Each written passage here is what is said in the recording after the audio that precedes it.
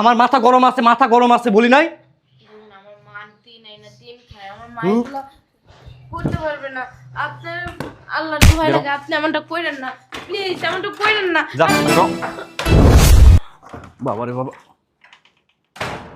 দেখছো এই বলদের বাচ্চা গেট খোলা রাখছে।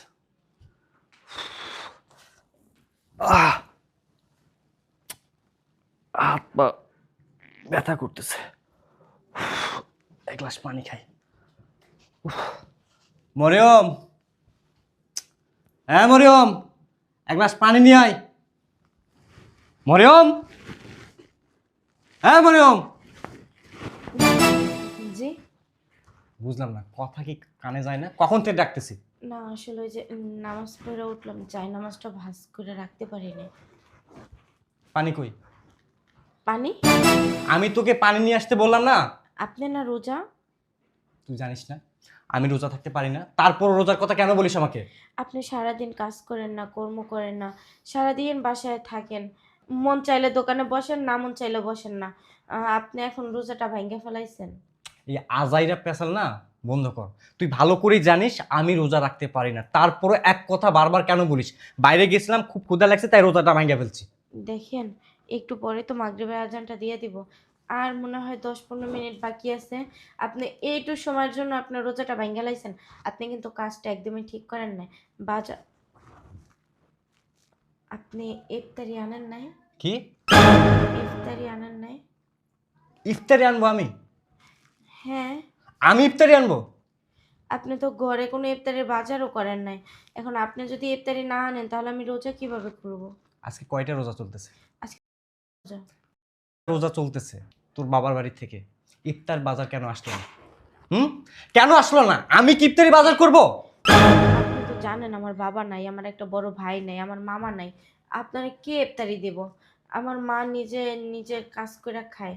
এখন উনি তো ইফতারি দেওয়ার সামর্থ্য তার নাই। আপনি তো সবটাই জানেন, জানি না শুনেই তো আপনি আমারে বিয়ে করে নিয়ে আসছেন। আপনার বড় বোনটাই তো আমারে দেখে শুনে নিয়ে আসছে। কই উনি তো কখনো কোনো কিছু বলে নাই যে ইফতারি দিতে হবে। আর আল্লাহর হস্তে তোর এই কলের গানটা বন্ধ কর। আমি জানতাম তোরা গরিব ফকিনির ছোট লোক, কিন্তু এতটা ফকিনির ছোট লোক আমি আগে বুঝিনি। যদি বুঝতাম কখনো বিয়ে করতাম না। শোন, এখন এই মুহূর্তে তুই তোর মার কাছে যাবি, গিয়া ইফতারি বাজার নিয়ে আসবি, যা। আমি পারবো না, মানে মাফ করবেন। আমার মা এতগুলো টাকার বাজার জীবনও দিতে পারবো না। আমার মা নিজেই দিন আয় না দিন খায়, ওনারই অনেক কষ্ট হয়ে যায়। আমি কিভাবে যাই তার উপরে বলবো যে আম্মা আমার এই ইফতারে বাজার দাও? আমার মাফ করবেন। আপনি তো যাই না দেন, আমি তো তাই খাই। নুনাই না দিলে নুন খাই, শাকাই না দিলে শাক খাই, যাই না দেন ওইটাই খাই। আমি তো কখনো কিছু বলি না। থাক, আমার ইফতারি লাগবো না। ওই যে কটা পানি ভাত আছে আর পানি আছে, পানি দিয়ে রোজা খুলা পানি ভাতটা খাইয়ে নেবো। তুই যাবি না? যাবি না? যাবি না তাই না?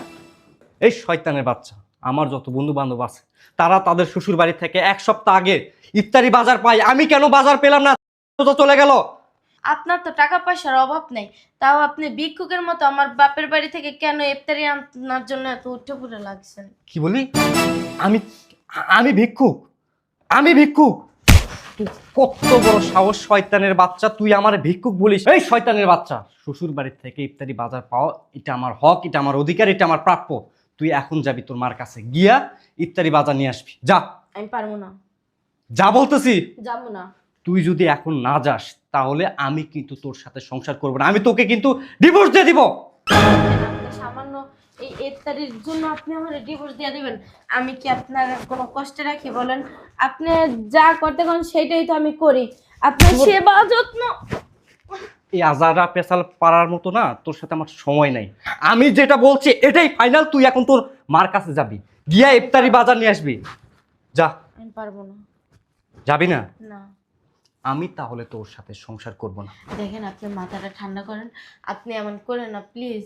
আপনি যদি আমার একটু না বুঝেন তাহলে কে বুঝবে আমাকে বলেন? আমার তো পৃথিবীতে এই শয়তানের বাচ্চা, তোরে বিয়ে না করে যদি একটা তাল গাছটা বিয়ে করতাম না ওইটাই ভালো হলো। প্রত্যেকটা রমজানের সময় তোর মারে আমার ফোন দিতে হয়, দিয়া তারপরে ইফতারি বাজার আনতে হয়। কেন ফোন দিতে হবে? আমি জামাই মানুষ, আমার একটা ওয়েট আছে না?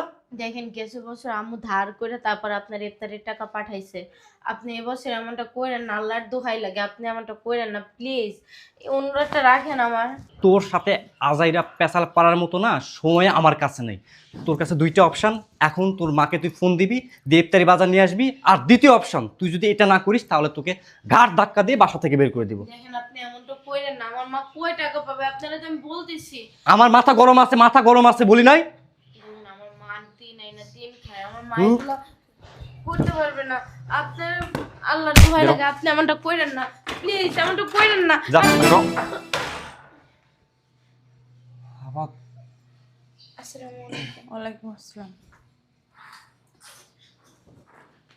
আসো আপা, ভিতরে আসো। সমস্যা কি? আবার মানে বইলো না, মানে সমস্যার শেষ নাই। কি সমস্যা? আজকে কয়টা রোজা যাচ্ছে? রোজা রাখোস? 4টা রোজা দিতেছিস আজকে।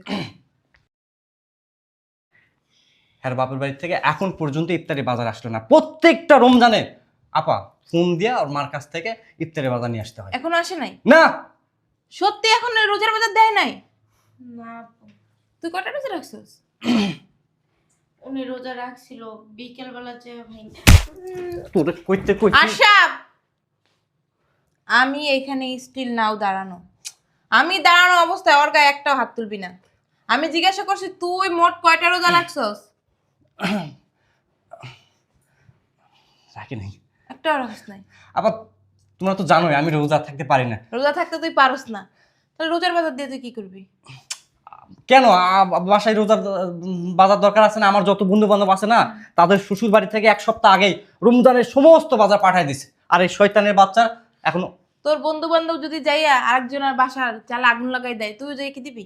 আমি বুঝলাম না আপা, তুমি কি হের পক্ষ নিয়ে আমার সাথে দালালি করতেছো? দালালি না। এখন আমার তো শ্বশুর শাশুড়ি আমারে পাঠাইছে ওই যে রোজার বাজার করে দিতি, 5 লাখ টাকা নিয়ে 5 লাখ টাকা রোজার বাজার লাগবো, এর জন্যই তো আমি আসছি। কি 5 লক্ষ টাকার রমজানের বাজার? অবশ্যই। কি বলস না বল। আমার যে বিয়ে হয়েছে আজকে কয় বছর? 6-7 বছর। তুই একবারও দিছস? আবার কেন দেওয়া লাগবে? দুলাভাইয়ের কি কম আছে? দুলাভাইয়ের কম আছে এটাই তো না। তোর কি কম আছে? তোর কি কম আছে? তাহলে তুই রোজার বাজার দিয়ে কি করবি? তুই থাকস না রোজা, পড়াস না নামাজ, রোজা বাজার দিয়ে কি করবি? এই মেয়েটা রোজা থাকে, একদিনের রোজার বাজার করছস, ইফতারি এনে দিছস? হ্যাঁ, আমি যাই না শুই না এই মেয়েটা তোর সাথে বিয়ে দিছি। মেয়েটা নম্র ভদ্র ভালো, 5 ওয়াক্ত নামাজ পড়ে, নামাজি। আর তুই কি? তুই কি জানোয়ার? সামান্য রোজার বাজার, রোজার বাজার কোথা থেকে দিব? ওর ভাই আছে, ওর বাবা আছে, ওর মা আছে একজন, সেও অনেক গরিব, মানুষের বাসায় কাজ করে, ওইখান থেকে কিছু আনে, আইনে নিজে চলে। ওরা রোজার বাজার কোথা থেকে দিবে? আগের বার শুনছি তুই জোর করছিস দেখা ওর মা নাকি ধার কইরা আইনা তুই রোজার বাজার পাঠাইছিস, এখন নাকি সেই ধার শোধ করতে পারে নাই। আমি আসছিলাম যে আমার জামাই ঢাকার বাইরে কাজে গেছে, কয়দিন থাকবো, তোর সাথে সময় কাটাবো, কিন্তু এখানে আইসে যা দেখলাম আমার মন চাইতেছে মাটি যদি ফাঁকা হয়ে যেত না আমি ঢুকে দিতাম। তুই কি প্রতিনিয়ত তোর সাথে খারাপ ব্যবহার করস? হ্যাঁ, আব্বা আম্মা মারা যাওয়ার পর অনেক যত্ন করে বড় করছিলাম, এই শিক্ষা দিছিলাম আমি তোরে। কথা বলছ না কেন? এই শিক্ষা দিছিলাম। আপা তুমিও না মানে কি পাগল টাগল পাগল হয়ে গেছিস তুই কেন? তোরে যখন যেদিন ওর সাথে তোর বিয়ে দিছিলাম তোর কি বলছিলাম? যে ওর গায়ে যেন ফুলের টোকাও না পড়ে। কেন মারলি? ও মুখে মুখে আমার সাথে তর্ক করে। ও মুখে মুখে তর্ক করে? ও যদি খারাপ হয়তো তোর মুখে মুখে তর্ক করতো, কোনোদিনই তোর সাথে আর আমি বিয়ে দিতাম না। আমি জানি আমার ভাই কেমন আর ও কেমন। ও মাটির মানুষ, ওর বাবা নাই ভাই নাই, ওর মা ওরে খুব কষ্ট করে বড় করছে। কোনোদিন ও কারোর সাথে মুখ উঁচু করে কথা বলে না, তোর সাথে মুখে মুখে তর্ক করবে? হ্যাঁ, আমি তো শুনি মাঝে মাঝে তুই বাজার করস না, ও না খাই থাকে। হ্যাঁ, ইফতারি আনস না, ও না খাই পানি দিয়ে ইফতারি করে। কেন করো? তোর কি টাকা পয়সা কম আছে? ওইখানে ওর এখানে যদি অন্য কোনো মেয়ে হইতো না, সাপোজ আমি যদি থাকতাম না, তোর লজ্জাই বাসা থেকে বের করে দিতাম। ও তো নম্র ভদ্র দেখে তার শব্দও করে না, মাঝে মধ্যে এত ফোন দিয়ে আমার সাথে কান্না করে। আমি কিছু বলতে পারি না কারণ তুই আমার ভাই, অনেক কষ্ট লাগে তোর কিছু বললে, কিন্তু আজকে আমি যা দেখছি আর সুস্থ হয়ে দাঁড়াই থাকতে পারতাছি না আমি। কেন করলি? তোরাও বলছে না ওর মা গরিব অসহায়, সামর্থ্য নাই রোজার বাজার দেওয়ার জন্য, বলছে তোরে? রোজা তো রাখস না, রোজার বাজারের জন্য গেছিস পাগল হইয়া। আপু ঠাকুরের কিছু বলেন না। তোর কি এগুলো করা উচিত হয়েছে? রোজা রাখস না কেন এখন? আপা আমি পারি না আসলে। পারি না মানে কি? পারি না মানে কি? ঠিক আছে তুই পারস না, রোজা রাখিস না, দোকানে যাস না কেন? ব্যবসার অবস্থা এখন তো খুব খারাপ, এই জন্য যাচ্ছি না। তোর ব্যবসার অবস্থা খারাপ দেখে তুই যাইতেছিস না, তুই গেলে কি ব্যবসার অবস্থা ভালো হইতো না? হ্যাঁ, তা তো হতো। এই যে রোজা আসে, ঈদ আসে, তোর কর্তব্য কি ছিল যে ওর মায়ের রোজার বাজার করে দেওয়া, ঈদের মার্কেট করে দেওয়া। তুই আরো রোজার 1 সপ্তাহ আগে ওর মার কাছে রোজার বাজার পাঠাবি যে আম্মা আপনার তো কেউ নাই, আমি আপনার ছেলে, আমি আপনাকে সবকিছু করে দেবো, আপনার এই 1 মাস কোথাও কোনো কাজ করতে পারেন, বাসায় বসে রোজা রাখবেন, নামাজ পড়বেন আর আমাদের জন্য দোয়া করবেন। করছস? এই 4-5 বছরে দিছস রোজার বাজার করে দিছিস একদিনও? হুম, কেন দাস নাই? আমাদের আব্বা নাই, আম্মা নাই, তোর উচিত ছিল না ওর আম্মারে আম্মা মনে করা? কোনদিন তুই আমার বাসায় রোজার বাজার পাঠাইছস? আমার শ্বশুর শাশুড়ি অনেক ভালো, তারা চায় না আমার বাপের বাড়ি থেকে রোজার বাজার ওই বাড়িতে যাক, কারণ ওই বাড়িতে যদি রোজার বাজার যায় তারা ছোট হয়ে যাবে, তাদের তো আল্লাহ কম দেয় নাই, এর জন্য এরা চায় না। আর তোরা তো আল্লাহ কম দেয় নাই, কিন্তু তুই ভিক্ষুকের মতো মনে হয় তুই ভিক্ষুক, তুই ছোট লোক, এর জন্য ওর মার কাছে রোজার বাজার চাস। এগুলো কোনো নিয়ম আছে? আমাদের ইসলামী নিয়ম এগুলো আছে? কেন চাস তাহলে তুই? আপা আমাকে আর এগুলো বলে তুমি লজ্জা দিও না, আমি আমার ভুলটা বুঝতে পারছি। দেখো আমি তোমার সাথে প্রতিনিয়ত খারাপ ব্যবহার করছি, তোমার গায়ে হাত তুলছি, তোমার ঠিকমতো খাইতে দেইনি, মানে এমন কোনো শারীরিক নির্যাতন নাই আমি তোমার সাথে করিনি। আজকে আপা আমার চোখ খুলে দিচ্ছে, আমি আমার ভুলটা বুঝতে পারছি, তুমি আমাকে ক্ষমা করে দাও। আমি কথা দিচ্ছি কখনো আর তোমার সাথে খারাপ ব্যবহার করব না, আমি একটা যোগ্য স্বামী হওয়ার চেষ্টা করব। আর আমি আজকের পর থেকে নিয়মিত রোজা করব, নামাজ পড়ব। যাক আলহামদুলিল্লাহ, আপনার ভুলটা আপনি বুঝতে পারছেন, এইটাই শুক্রিয়া। যা রোজার বাজার নিয়ে আয়। আর এখন ইফতারি নিয়ে আয় তাড়াতাড়ি, ইফতারি করার সময় হয়ে গেছে। আচ্ছা আমি বাজার নিয়ে আসতেছি ইফতারি। ঠিক আছে। তুমি আপুকে নিয়ে ভিতরে যাও, আচ্ছা আপু ভিতরে যাও, আমি আসতেছি। দ্বিতীয়বার যদি আমি এরকম দেখতেছি না, তোরে যে আমি কি করবো। আচ্ছা আপু চলুন। আচ্ছা আপনি যান।